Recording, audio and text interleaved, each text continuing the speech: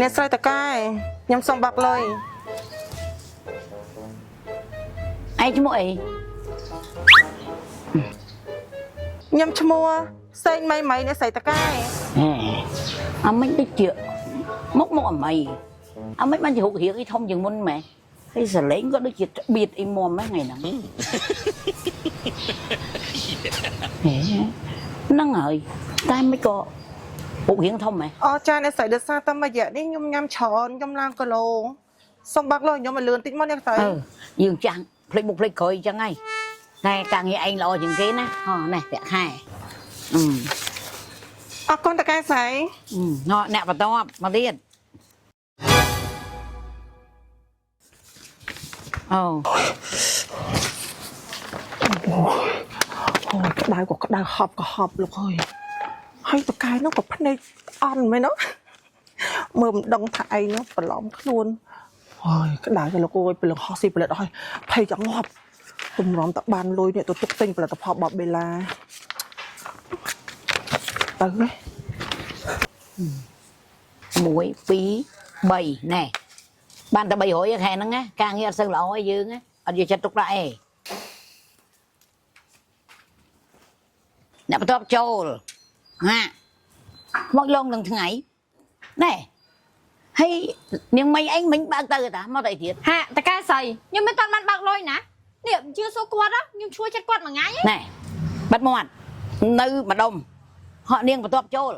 យីឃើញឯងចាស់ចង់ប្រឡំមិនតាន់វិញទេណាគាត់ថាខ្ញុំបើកលុយហើយខ្ញុំមិនតាន់បានបើកផងហ្នឹងអាំងតកែគេហើយតំខាងសិនណាចូលទៅដេញចេញហើយនៅចិត្តចាយមួយថ្ងៃហ្នឹងហើយគាត់ថាបើកឲ្យជួគាត់វិញឯងអត់មានខូចដូចនាងមីហ្នឹងនាងមីនេះខូចតាស្អែកឲ្យប្រជុំស្រួលប្រជុំហ្មងអូណែប្រាក់ខែតែគាត់អត់ទាន់បានបើកលុយមែនតើអ្នកស្រីគាត់នៅចិត្តខ្ញុំមួយថ្ងៃទេតើនេះឯងគិតថាយើងល្ងងអីសិតតែគ្នាឯងទាំងអស់ហ្នឹងទៅចេញអីពួកនេះវើយ3ម៉ោងក្រោយមកណែចាយសាប៊ូចាយឯងហើយឥឡូវសាប៊ូលុយទីសាប៊ូ5ឆត់ម៉េចហើយមិនឲ្យទិញសាប៊ូប្រើមិនបោះសាប៊ូគេល្អម្លឹងឥឡូវនេះជួយកាន់ឯងមួយហើយឯងណែនាំមួយសិនសាប៊ូនេះសាប៊ូកក់សក់នេះគឺជាសាប៊ូកក់សក់ដែលជួយសក់យើងដុសក្រាស់ហើយធ្វើឲ្យសក់យើងបាត់ជ្រុះបាត់អង្គែបាត់ប្រេងហើយសំខាន់ណាស់ជួយពលុតសក់យើងឲ្យដុសវែងលឿនសម្រាប់អ្នកអាសាគៀបសក់មូសក់ផ្លុំសក់ដូចយើងអញ្ចឹងនេះកក់តែសាប៊ូនឹងមួយឈុតដឹងឃើញផលហ្មងសំខាន់ណាស់កក់បានពីក្មេងអាយុ9ឆ្នាំទៅហ្មងហើយសាប៊ូនេះក្លិនរបស់គេគឺក៏អប់ដូចទឹកអប់អញ្ចឹងអានេះតែសាប៊ូកក់សក់ឯណាណែឯងប្រាប់នេះមានសាប៊ូដុសខ្លួនទៀតនេះសាប៊ូដុសខ្លួនគេទៅបញ្ចេញនេះវិញអូយនិយាយពីថាល្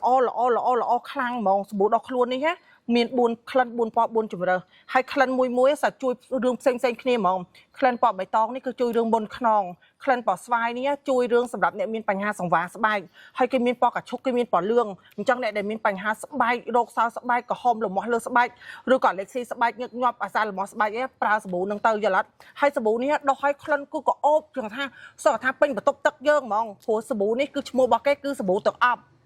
ហើយ brand របស់បេឡាមួយមើលអ្នកមើលសាច់សាប៊ូគេគឺប្លីងដូចក្របពេជ្រចឹងវ៉ាវចេញសាប៊ូដុសខ្លួនថ្មីទៀតសំខាន់ខ្ញុំ fan លេខឃ្លាចាស់បេឡាមកឲ្យសាប៊ូមកហើយទៅណាទៅស្មាយើងនឹងភ្លើមែនទៅប្រាប់ឯងស្អែកកាន់ស្អែកហ្នឹងគឺដល់ថ្ងៃដែលគេត្រូវបាក់លុយទៀតទេអញ្ចឹងយើងត្រូវព្រីនរូបថ្មីវិធីងាយអញ្ចឹងគេប្រាប់ឯងមែនអូយអូតំប៉ាត់គាត់សោះដែលមិនលួចបើកតែខែខ្ញុំចែកឆ្ងល់គាត់មហងជួននៅមុខគេធ្វើចរិតពីរៀងប្លែកខ្ញុំដំបងស្មានតែបុគ្គលិកតាមប៉ាត់គាត់បន្លំសោះឥឡូវបើមានប៉ាតាំងទៅ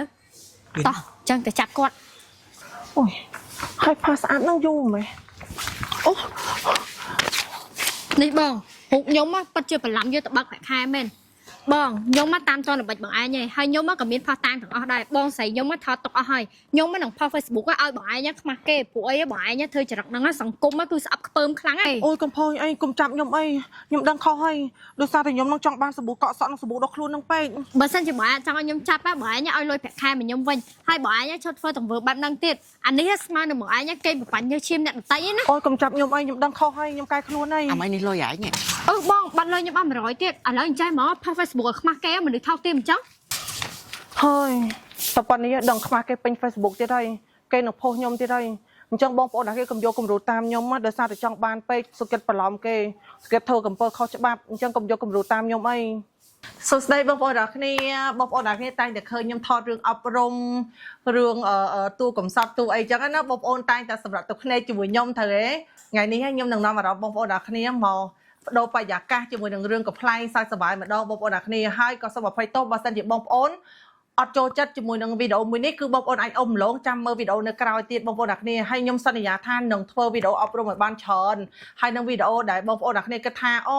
មើលហើយក្តុកក្តួលអារម្មណ៍ណាបងប្អូនទាំងអស់គ្នាចាំមើលវីដេអូក្រោយទាំងអស់គ្នាតាមពិតទៅគាត់អត់ចង់ឲ្យបងប្អូនទាំងអស់គ្នាយំទៀតចឹងណាគាត់បដូរបរិយាកាសខ្លះចឹងតែបងប្អូនមើលរឿងលើកណាក៏យំដែរអញ្ចឹងឥឡូវយើងមកកំ pl ែងថតឲ្យបងប្អូនខ្លះអញ្ចឹងណាហើយកុំភ្លេចបងប្អូនទាំងគ្នាជួយគ្រប់គ្រងជាមួយនឹងផលិតផលបេឡាគ្រប់មុខណាចាបងប្អូនទាំងគ្នាហើយផលិតផលថ្មីដែលយើង